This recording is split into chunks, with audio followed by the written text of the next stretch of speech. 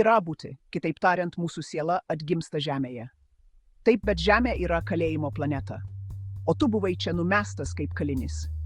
Kad negrįžtum namo, tavo atmintis buvo ištrinta ir įdiegti klaidingi prisiminimai. Tau buvo įsakyta grįžti į žemę, neva kad gautum dar vieną pamoką, išmoktum ir ištaisytum tą mažą klaidelę. Bet kokia to prasme kaliniui? Jokia.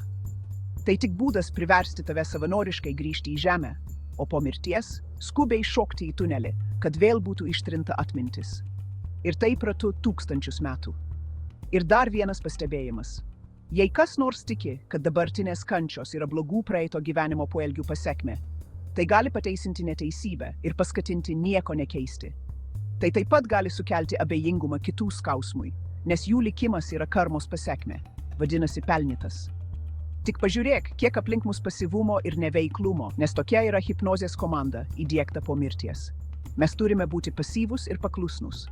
Senas posakis sako, viršininkas visada teisus, ne tada, kai klysta. Tačiau savarankiškumas ir atsakomybės už savo veiksmus prisiėmimas yra vystymosi pagrindas, o ne dvasinis pasyvumas.